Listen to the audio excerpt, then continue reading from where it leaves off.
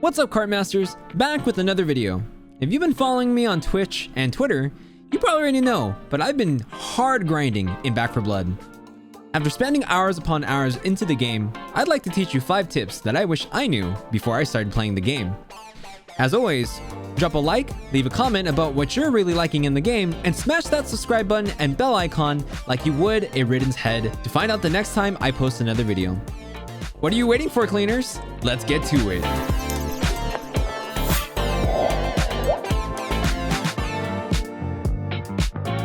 The first tip I'd like to go over is in regards to the difficulty. The game gives you 3, each with its own set of challenges: Recruit, Veteran, and Nightmare. Recruit will teach players the maps and how to play the game. It's also the easiest to farm for supply points as you don't take as much damage, as specialists don't get spawned as much, and you can more or less mindlessly clear the entirety of the campaigns. Supply points are what you use in order to unlock more cards for your builds, in addition to other things such as banners, badges, and other cosmetics such as weapon skins and character items. When you first start off, you might want to start off with Recruit, as it'll help you transition much easier. Veteran and Nightmare, on the other hand, is hard right out the gate because you don't have any cards to create builds. Don't get me wrong, Veteran and Nightmare may be very well doable right from the start or with a starter deck, especially if you're picking up copper, clearing bonuses for extra copper, and stacking team buffs like increased health, improved offensive and support items, and etc. It'll just require a lot of coordination or a super cracked player to take out everything the AI director decides to throw at them. Especially if one player gets completely separated and consequently murked from the group, it could very well detriment the team and potentially spell the end for the run. Now, every stage typically has a locked door that can only be accessed via a toolkit. Unless one of you have Utility Scavenger for quick accessories, which helps you spawn and see more items like defibs, toolkits, and etc., it doesn't hurt to have at least one player carry a toolkit. Behind these locked rooms, you'll typically find a good chunk of copper, potentially stronger guns, attachments, ammos, or heals. Most importantly is the healing cabinet, which will not only heal your recoverable health, but it'll also recover 1 down, in addition to a certain amount of trauma health, which is the dark red portion of your health gauge that isn't recoverable through basic level items or cards. You also get a certain amount of free charges depending on your difficulty, and it can be used for as long as you have increments of 400 copper. Now, this next tip applies more easily when you have a pre-made group, but varying your cards, builds, and item loadouts will further help improve your team's synergy, which also improves your overall survivability. Doing things such as varying the ammo type your primary gun uses significantly improves your team's longevity when it comes to ammo management. Especially because ammo and items can be dropped, you can easily cover for each other in case no ammo piles or ammo caches are around to restock.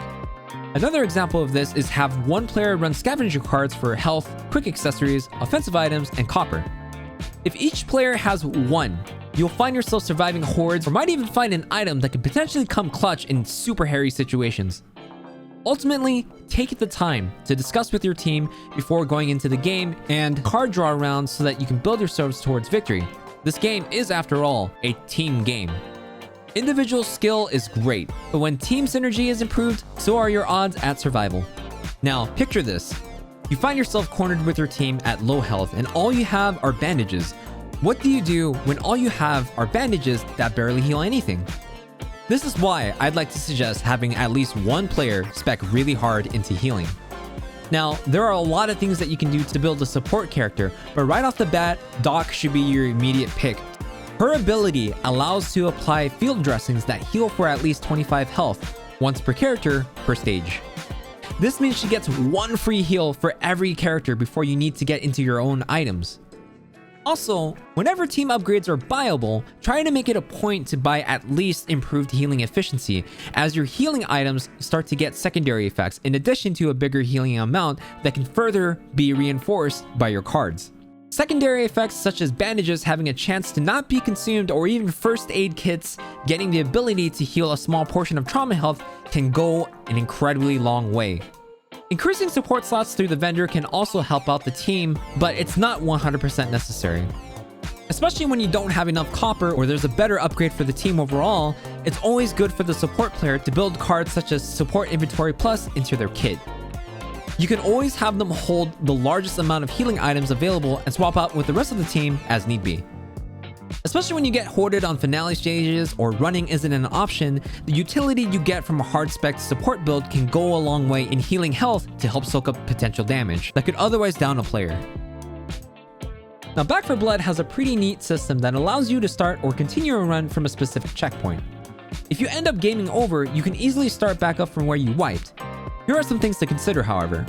If you start over, the game will give you the appropriate number of cards, copper, and level of guns that you should have had at that point. The difference is that any team buffs that you purchased prior are also wiped and have to be rebought. When you think about it, that's at least 7 to 8 plus stages times 2 worth of buffs that you just lost out on. Not to mention the stronger guns and attachments you might have picked up along the way.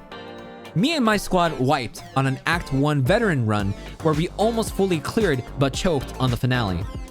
Up until that point, we were largely stacked and handled most situations with little difficulty.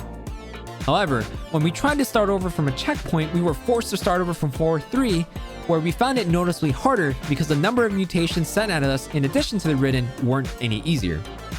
We struggled a little bit trying to clear 4-3 and the finale at 4-4 as we had to deal with weaker characters, guns, and less utility storage and strength. If you ever try starting over from a checkpoint, just remember that you start off with a semi-clean slate and get set up to a certain degree. However, if you find yourself struggling at specific stages or maybe even the finale of an act, it might not hurt to roll back a couple of stages to pick up better gear and upgrades, to better prepare yourself for where you got stuck. And that's all the tips I have to offer. What do you think? If these tips helped you out, or you can think of other tips that were useful for you, let me know in the comments. Don't forget, you can catch me live on Twitch, usually every Mondays, Wednesdays, and Fridays at 9 PM Pacific time or earlier, where I stream a variety of games including Monster Hunter, Apex Legends, and of course, Back 4 Blood. Stop by, say hi, and maybe we can kill some zombies together. That's it for me, Cartmasters. As always, stay safe, get mad, get sad, have fun, and I'll catch you in the next video. Bye! That is insane. Oh my god. Oh, there's another big guy. Oh, Holy shit. oh my god! What I do?